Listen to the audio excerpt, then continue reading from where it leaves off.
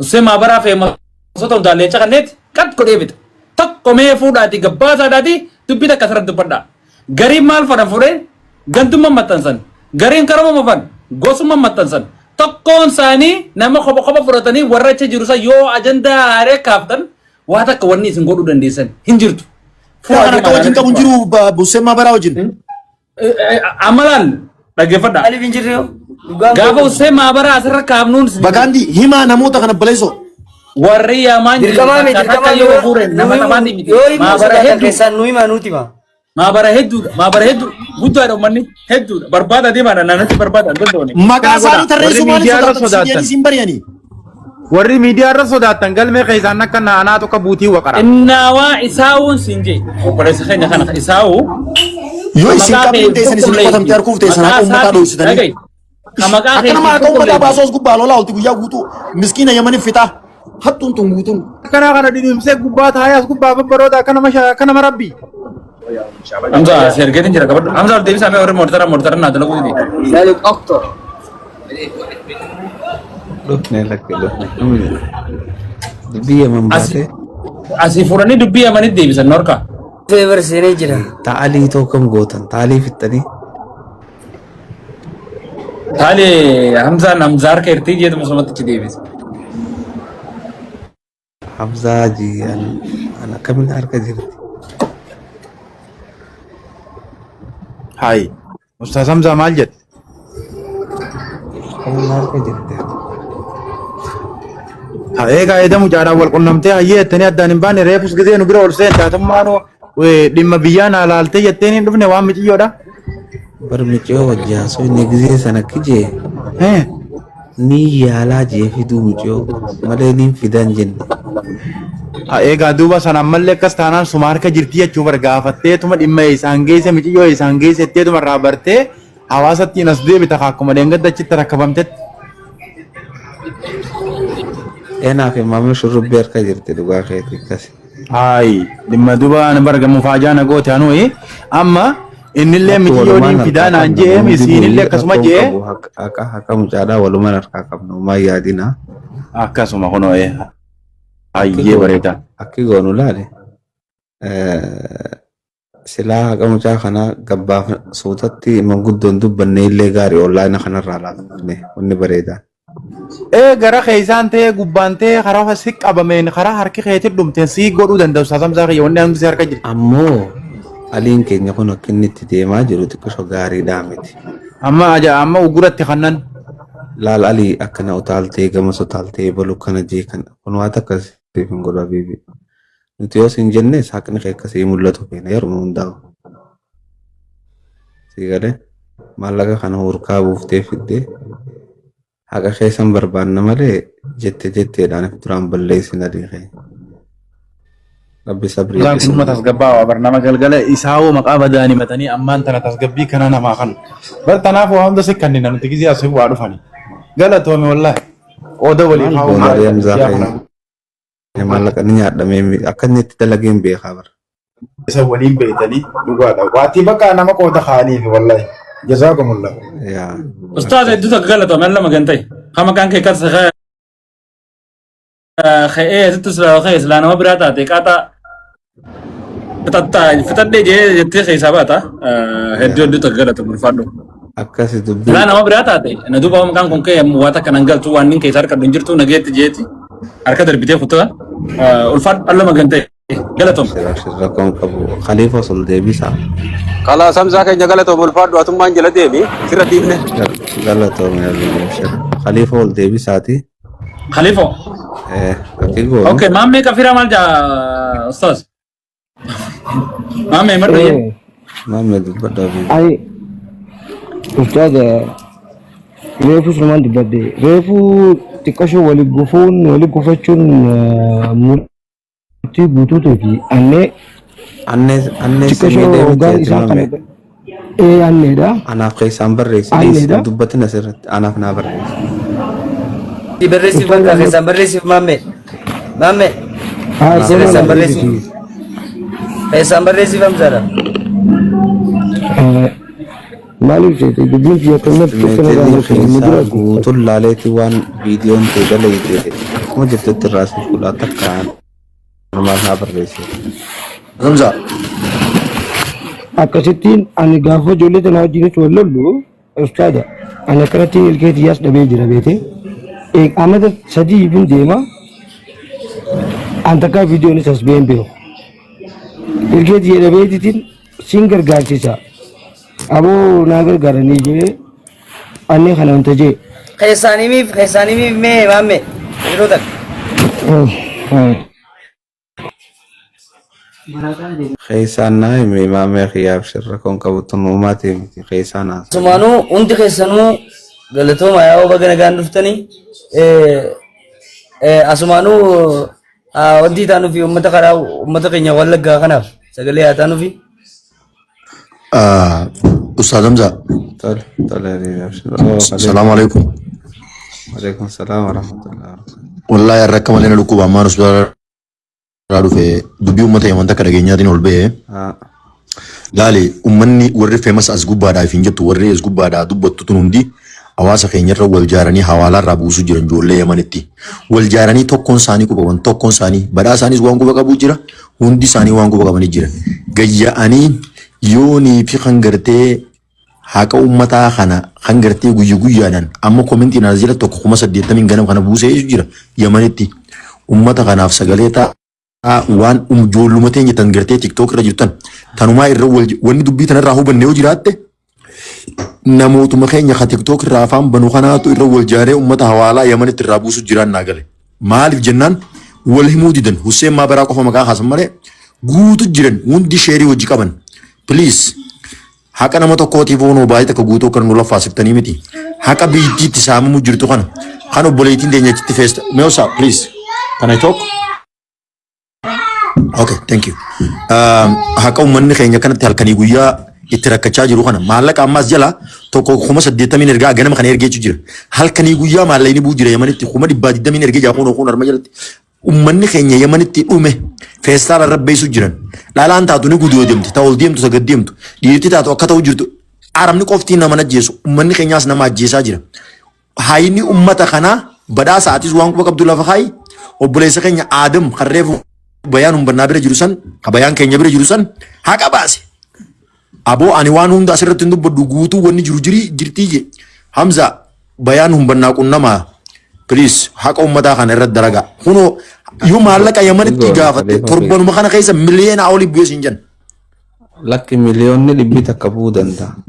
yaa wallahi laala akka goonu durarratti khaliifoo atiif qophii asirratti akka odoon fi ati hin dubbanne please mee carraata kanaa kan tolee dubbadhu obsaayyee laa walirra nu deebiftati jaafita khaliifoo gurbaa laa Hamzaa jira geeffadhu mee dura sana takka gurbaan ija inni itti miidiyaa kanarratti as ba'e ni agartan dabbaal qatar kana keessa taa'ee waan inni dalagu hin beeytanii je nus nu badhaasa obsa maqaa namaan nus nu wargaan qabne kaasin dhagee waan dubbatame asumarra dubban nuti nam tokkoon sodaatu namni tokkos masruufa nuun ergu dafka keenyaan oollee bullee maatii keenya jiraacheef rakkoon ummata keenyaa dubbatamuu qabdi dabbaal as keessattillee waan inni dalagu hin beeytanii jeeyisen ani fiin sodaadhaa jee dubbachuurraa asirratti ol baanee ani Oromoo fi maarreeta sagaleeta ani goota jechuutu dura caalamoo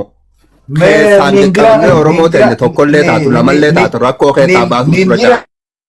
Badhaasaatii fi ta'eeti yoo sodaate ani hin sodaadhu dabbaal. Ni jiraa kiyya akkana jee xiqqisoo dubbii namaa turtee sii galuu dandeessi. Ni jirraati miira keessaa bakka qabana. No Hamzaa naa galte afaan Oromootiin dubbachuu jira. Dabbaal as keessattillee waan inni dalaguun beeytanii caljaa'ii baqaa usee fixadhee jee gurbaan. Rakkoo nama keenyaatiif eegani dubbannee gaduma buunee dubbachuu yoo sodaanne tarma duraa tuudhaasirraa miidiyaan jira. Ammallee bakka dabbaal sanii wanni iftoomeen jiru maqaa namaa kaasneetillee akkas jechuun hin taatu amma akka ijoollee Yamanii bakka irraa rakkachaa jirtu ifeefuu ni himatanii please maqaa namaa meeshin godhuun gaarii miti. Khaliifoo meeshin godhamee jira odoo dabbaal taa'uuti laan haqa kana irran ciisina odoo dabbaal taa'uuti dabbaaliif murti guutoon ijoolleechitti hiisisanii. Yoo eegaltan badhaasaa irraa eegalaa badhaasaa badhaasaan irraa eegala badhaasaan ni beeka akkam gootanii akkamitti akkasitti. Saniifuu tokko hojii waan kana beeku tokko gabbuu fayyadamu ati qaba. jala deemaa yoo baaftan baasa. Hamzaa dhiifama wallaa Hamzaa Shajjaa Birgaa hedduu takka obboleessa hedduu takka dhiifama. Shiroo isaa keenya mara kun Hedduu takka Hamzaa galatoomi wallaahi. Abshira bibi.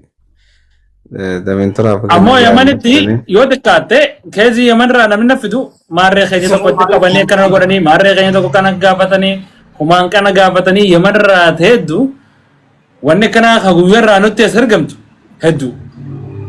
Warri Yaman dhugaadhaa bahararraa bikka Abdul Qayyim Silaabuu eessanii Oromoon buutee dhukka itti kaasu jirti.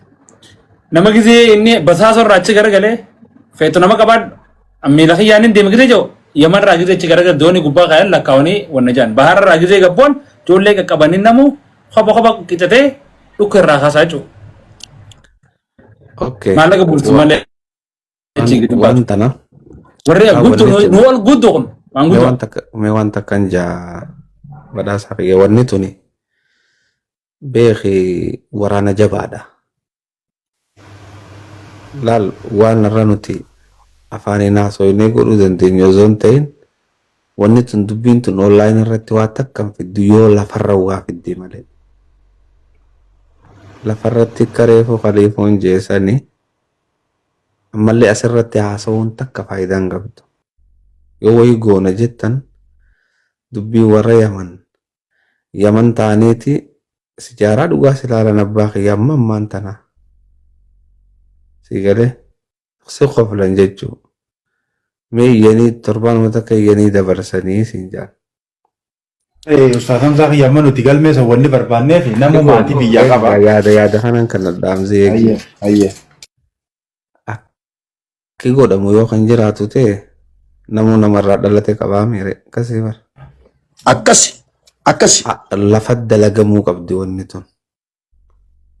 Malee onlaayina gubbatti faayidaa takka hin qabdu obboleessa. Kanaafiin yeroo tasannuu kannaadha. Eessa dhalatanii yoo si kannanillee laal dhagaye si kannanii onlaayina irratti eebaluutiin akkana godhe jettee obboleessa kee tokko kan maqaa jeeduu eegartaati. Lolli kanaa miti obboleessa kee. Wanni garii riphisanii godhuudha barbaachisa. Amma shiftaadha. Shiftaan tun mootummaa wajjin wal lolte obboleessa kee naaf ati kaa. TikTokiin haasa'uu miti. Sooduun tun manguddoodhaanii gabbu'amtee dubbatamuu qabdi malee bar namni laal amee waan takka isin himu namitti takkaatu jira. Namittiin tun hattuudha yoon sin jee hattuun akka isii Oromoo keessatti ni isin dabarre ni isin dhuftu. Mee isiniif ni dhaggeeffadhaa. Namittiin laal jetteetuma $600 $600 nama hatti. Nama 800 kuma kana haasofitanii ani nakkanneeti jala deemnaan jee gurbaan tokko. Namitti san jala deemeetiin eenyummaa isii hubadhee dhufe. Hoggaan hubadhu namittiin darajaatii yaa olee obboleessa kee. Darajaan ani sitti hidhadhu miti. Salaamtaa kanneetiifiin nagayaan jiraadhu jee biraa kute maaliif ani ilmaaniin qaba obboleessa. Addunyaa tana bahar jala yoo dheeyite si jala seentee si ajjeefti. Gaangistara babbadaa akkanaa jira. Dubbiin maallaqaa badduudhaa beeka. Dubbiin maallaqaa waan naaf ta'e afaaniin haasofnu miti. Namni maallaqa bare gaangistara addunyaa tanaa bakka fedhee si biteetiti daqiiqaan gana keessan na ajjeesaa jaan. Nama 600 nyaadhamee na fidee jira sii galee hoggaan dhaqee ilaalu. Namittiin guddoodha gartee uummata gurgurra warra darajaan isaanii gartee muqarraboota gurguddaa kana gartee hattuu gurguddoodha sii galee. Tanaaf warra san harkatti nyam ta'uun hin barbaachisu. Warri kunis warra gartee torbaanitti miliyoonni meeqatti deemu. Akkanaaf itti haasofnu kanaaf dubbiin lafarra gabbuufannee waan garii haasa'uu danda'uu qabna.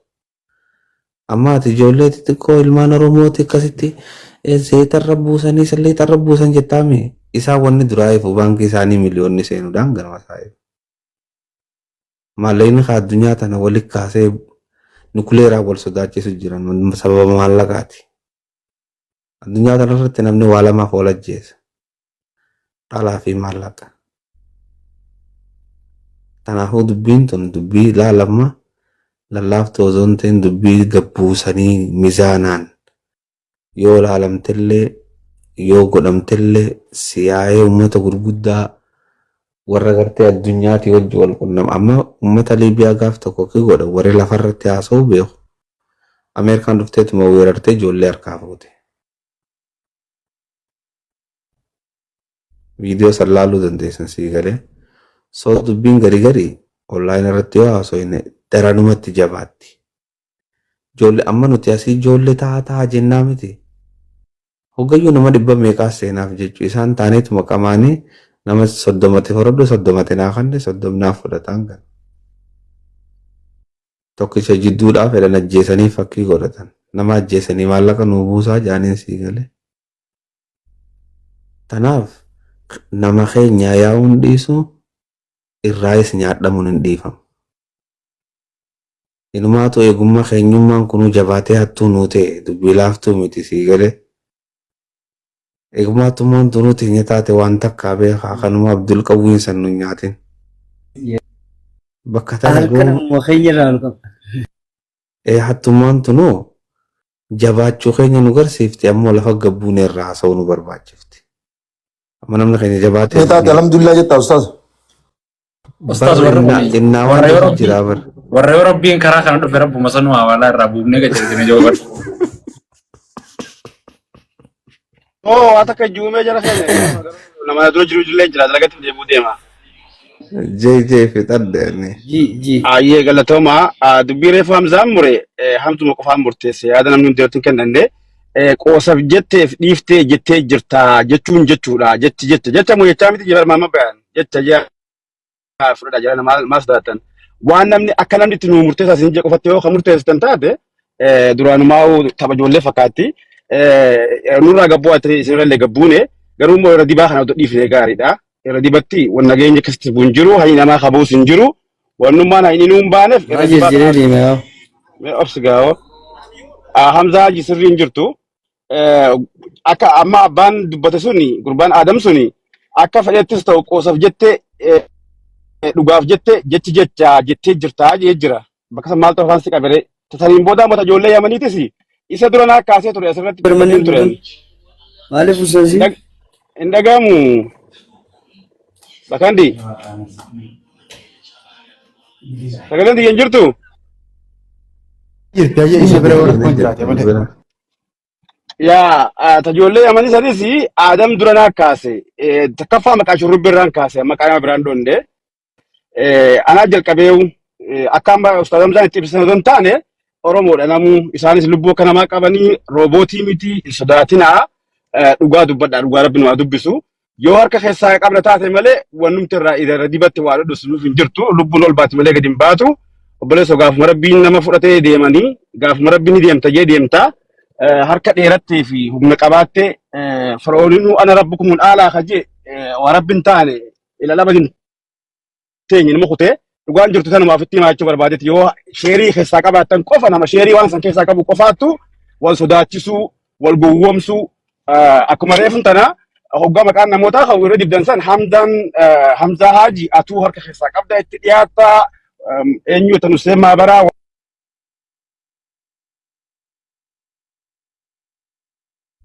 jechuudha qeerransa alaa hafinjuu warri gaara kana keessaa warra dhiiga ilmaan miskiinaa fannisee miika irratti gubee ijoollee qawwee afaanitti qabee maallaqa hawaalaa lafa gurguruu. Hamzaa Haji maali jettee meera deebi? Natti hin dawwalamne. Jidduun bilbilli sisseenee deebite. Okay, ayyee. Afaan arraba maaltu si qabee sin jee gurbaan yoo bakka jalqaba irraa deebisin jette. Achiin jalqabaa miti bakkuma ammaan tan Hussein Maabaraa jette tanas si qabee sirriitti. Hussein Maabaraa ati sittis dhiyaataan je dabbaalii wajjiinis hoggaa bakka dubbiin bakka ijoollee amantana geessu namuu akumatti filis taatanii. Ani lakki natti hin dhiyaatu. Natti hin dhiyaatu anna. Gastii ijoollee fayyadamuun maqaan kee kaayetti anaa miti kaje oksayyaa geeffalaan gadi baadhiifama. Gastiin tunillee gastii namoota hanga tokko warra gareetti nan beekaa. Ammoo dhugaan jirtu gareen deemu bakka takka naman geessitu ni turra malee ni urraa jette jan boombiin fayyaa ta'a. itti fufaa irra dibaa tanaan mee bakka isin dhayitan isin laalla akkuma tana duraa'u osoo beeknuu namaa itti duula gennee garda tokko itti duula gennee irra dibnee fi dhoossineef jettan sanitti yoo irra dibdanii ammas dhoossineetuma deemnee jettan ilma haati ilmoo dhossitee bolooqa jala dhossuu dadhabdee jedhanii dhossaan ammaa'u waa fiixan baafne gaduma baaftee taaftas gaduma baati fayyaa ta'a galatooma jabaadha shara kanaan biyoomee bakka isin nu geessan laalla fayyaa ta'a galatooma.